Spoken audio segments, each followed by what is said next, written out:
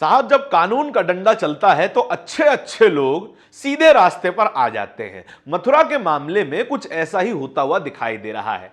मथुरा में जिन बाबा की मौत हुई, एक्सीडेंट में मौत हुई, उस मौत को अब सांप्रदायिक रंग देना शुरू किया जा चुका है और अब कहा जा रहा है कि उस मौत में मुसलमानों का हाथ था। यह नया एंगल आ गया है। लेकिन उन लोगों का क्या जिन लोगों ने पुलिस की गाड़ी पर पथराव किया इस एक्सीडेंट के बाद, लेकिन उनकी बात नहीं की जा रही है। कहा जा रहा है कि पथराव जो किया था वो मुसलमानों ने किया था, लेकिन नाम किसका है, कौन मुसलमान शामिल थे, किन जिहादियों की बात की जा रही है, इसके बारे में कोई बात करने को राजी नहीं है। वहीं उत्तर प्रदेश की मथुरा पुलिस ने साफ कहा है कि जो लोग भी पत्थरबाजी में शामिल थे उनको बख्शा नहीं जाएगा, उनको बाहर नहीं आने दिया जाएगा। पूरी कार्रवाई होगी, पूरी जांच होगी और जो लोग दोषी हैं उनको सलाखों के पीछे रहना पड़ेगा। नए नए वीडियो सामने आ रहे हैं जहां पर लोग सीधे तौर पर पुलिस की गाड़ियों पर पत्थर बरसाते हुए दिखाई दे रहे हैं। वो वीडियो हम आपको नहीं दिखा सकते हैं क्योंकि कुछ कारण हैं, लेकिन तमाम अपडेट्स के साथ आपके सामने हाजिर हुआ हूं। नमस्कार, मेरा नाम धारण है, आप नेशनल दस्तक देख रहे हैं। उत्तर प्रदेश के मथुरा में एक घटना होती है जहां पर एक गौरक्षक फरसे वाले बाबा की मौत हो जाती है। बाबा हर रोज की तरह ट्रक की तलाशी लेने निकले थे जहां पर उनको शक था कि इसमें गाय तस्करी की जा रही है। तलाशी लेते हैं, उस ट्रक में कुछ नहीं मिलता और क्योंकि रात का समय था और फॉग ज्यादा था इसलिए एक एक्सीडेंट हो जाता है, फरसे वाले बाबा की मौत हो जाती है। उसके बाद उनके समर्थक जगह पर पहुंचने लगते हैं, हाईवे को जाम किया जाता है और जाम खुलवाने के लिए जब पुलिस रिक्वेस्ट करती है तो उस रिक्वेस्ट को भी डिनाई कर देते हैं। रिक्वेस्ट करने के बावजूद वहां पर उपद्रव किया जाता है, पुलिस की गाड़ियों पर पत्थरबाजी की जाती है। पुलिस मजबूरन बल प्रयोग करती है और लाठीचार्ज करके वहां से तमाम लोगों को भगा देती है, तितर-बितर कर देती है। लेकिन मथुरा के छाता थाना पर भी लोग जाकर प्रदर्शन करना शुरू कर देते हैं। जब तक प्रदर्शन शांतिपूर्ण चल रहा था तब तक पुलिस ने कुछ नहीं किया, कोई एक्शन नहीं लिया।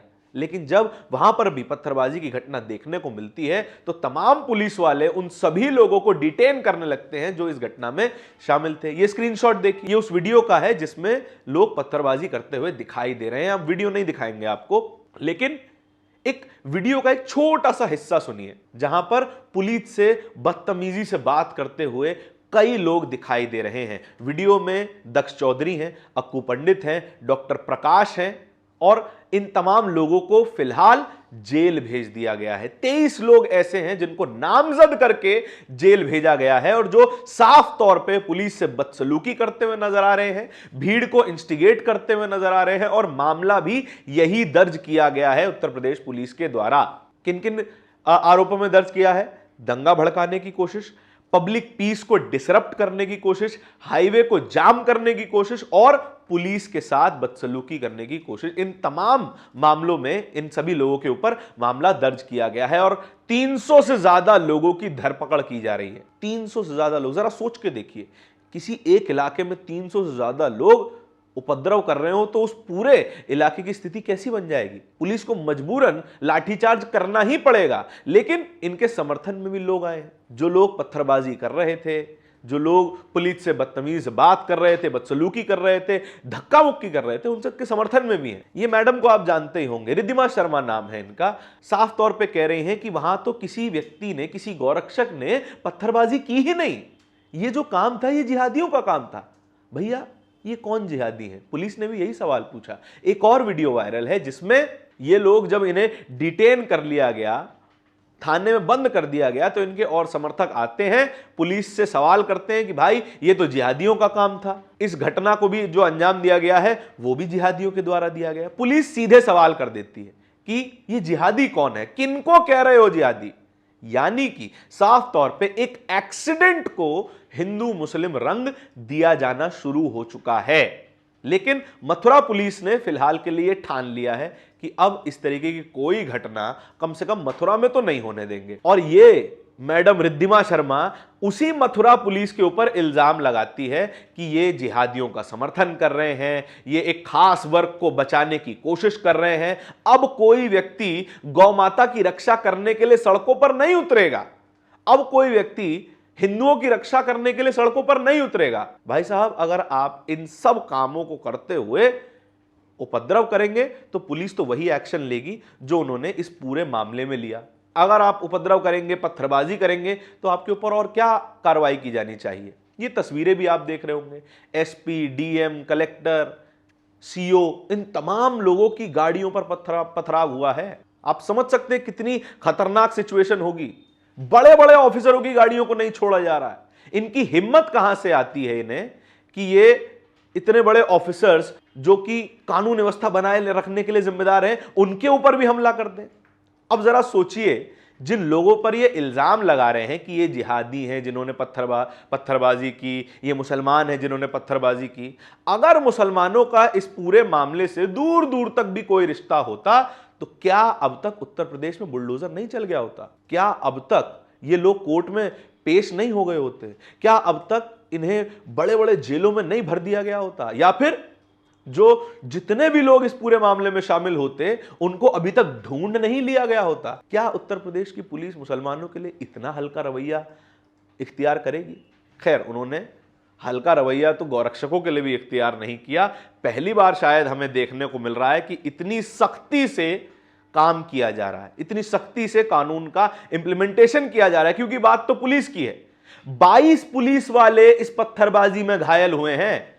ये मथुरा पुलिस का ऑफिशियल बयान है। 22 पुलिस वाले, अगर 22 पुलिस वाले किसी मुसलमानों के द्वारा की गई पत्थरबाजी में घायल होते तो क्या पूरे देश में एक बड़ा नैरेटिव नहीं बना दिया गया होता कि देखिए ये कम्युनिटी तो ऐसी ही है, इन लोगों का तो काम ही है, और तमाम तरीके के टैग एक कम्युनिटी पे लगा दिए गए होते। लेकिन आपने कोई ऐसी खबर सुनी कि हिंदू कुछ इस तरीके के हैं, या फिर पूरी हिंदू कम्युनिटी के बारे में कोई खबर सुनी?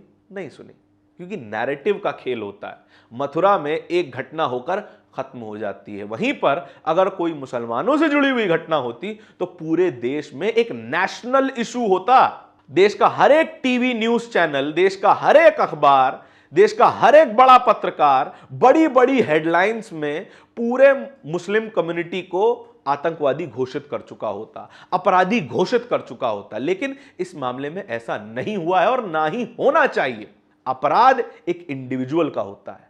अपराध तब तक कम्युनिटी का नहीं होता है जब तक कम्युनिटी आकर उसको समर्थन ना कर रही हो। लेकिन यहां पर कई ऐसे लोग हैं जो खुद को हिंदू रक्षक बताते हैं, हिंदुओं के हितैषी बताते हैं, वो आकर इन लोगों का समर्थन कर रहे हैं, जबकि पुलिस इनके मामले में गंभीर धाराओं में मामला दर्ज कर चुकी है। इन्हें जेल भेजा जा चुका है, इनके कई समर्थकों को ढूंढा जा रहा है, पकड़ पकड़ के इन्हें जेल में डाला जा रहा है। लेकिन तब भी इस पूरी घटना को डिफेंड करने वाले लोग सामने आ जाते हैं। उम्मीद यह है कि पुलिस ने सख्त कार्रवाई की है तो आगे आने वाले समय में इनके बर्ताव में, इनके व्यवहार में कुछ सुधार होगा। और यदि अगर सुधार नहीं होता है तो फिर पुलिस का डंडा जिंदाबाद। पुलिस अपने ढंग से, अपने तरीके से कानून मनवाना जानती है, और उत्तर प्रदेश पुलिस के इस एक्शन से यह बात तो कम से कम साबित हो गई है कि उत्तर प्रदेश में, खासकर मथुरा में, तो इस तरीके की हरकतें अब नहीं चलने वाली हैं। लेकिन ये 22 लोग ही नहीं, अक्कू पंडित, दक्ष चौधरी और इनके तमाम दोस्त ही नहीं, इनके एक और साथी हैं प्रकाश लांगड़ा, वो भी अब गायब चल रहे हैं। यही प्रकाश लांगड़ा जिनके चेहरे पे आप एक गोल सर्कल देख रहे होंगे, इनको भी पुलिस बड़े जद्दोजहद से ढूंढ रही है कि यही वो व्यक्ति थे जो खुद को असली हिंदू साबित कर रहे थे।